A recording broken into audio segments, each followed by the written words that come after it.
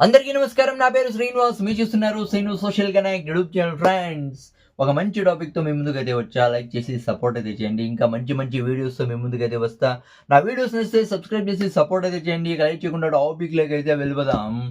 టాలీవుడ్లో పెద్ద కాంట్రవర్సీ అయితే స్టార్ట్ అయితే అయింది. అదే ఉస్తాద్ భగత్ సింగ్ మూవీ బ్యాక్గ్రౌండ్ మ్యూజిక్ని ఇచ్చేది దేవిశ్రీ ప్రసాద్ కాదు, ఎస్ఎస్ తమన్ ఇస్తాడు అని మూవీ టీం ఎప్పుడు అనౌన్స్మెంట్ చేశారో అప్పుడు సోషల్ మీడియాలో పెద్ద కాంట్రవర్సీ అయితే స్టార్ట్ అయింది దేవిశ్రీ ప్రసాద్ ఫ్యాన్స్ నుంచి. దేవిశ్రీ ప్రసాద్ ఫ్యాన్స్ ఇప్పుడు ఉస్తాద్ భగత్ సింగ్ మూవీ టీం పైన, హరిశంకర్ పైన, తర్వాత మూవీ టీం పైన విపరీతంగా ఫైర్ అయితే అవుతున్నారు. అంటే ఒక టైంలో అద్దిరిపోయే సాంగ్లు, లెక్కలేనన్ని సాంగ్స్ అయితే, బ్లాక్ బస్టర్ సాంగ్స్ అయితే అందించాడు దేవిశ్రీ ప్రసాద్. కొన్ని సినిమాలు ఫ్లాప్ అయినా కూడా మ్యూజిక్ పరంగా హిట్ అయితే అయ్యాయి.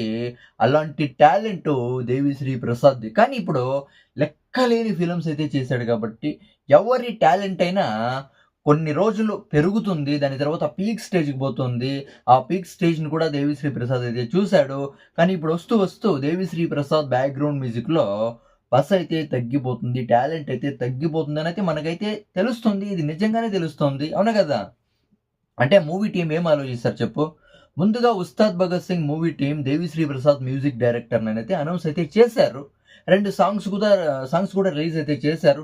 ఆ సాంగ్స్ చాలా అంటే మెప్పించలేకపోయాయి. ఆడియన్స్‌కి చాలా ఇష్టం కాలేదని చెప్పొచ్చు, అవునా కదా? అంటే బ్యాక్‌గ్రౌండ్ మ్యూజిక్ అయితే ఉస్తాద్ భగత్ సింగ్ మూవీకి దేవిశ్రీ ప్రసాద్ అయితే ఇచ్చాడు.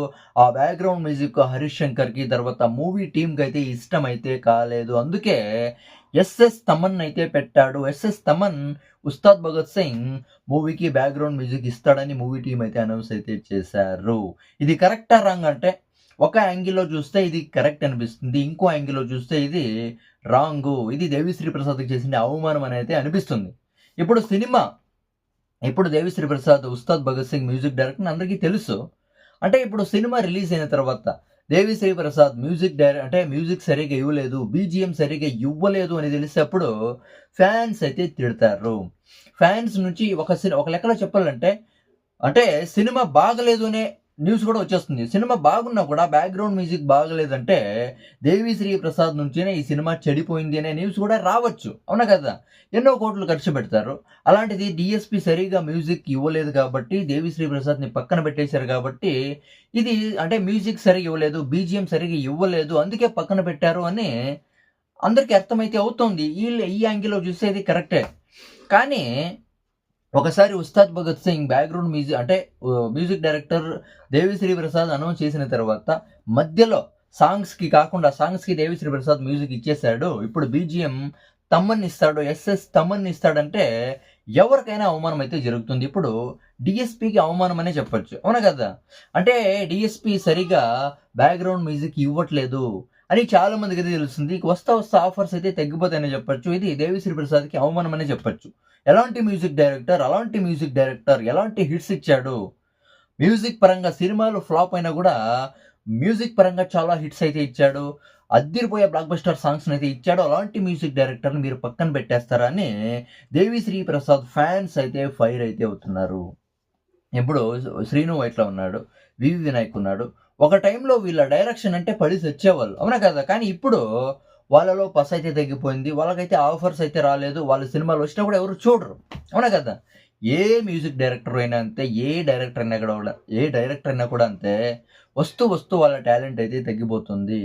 అవునా కదా? ముందే ఆలోచించాల.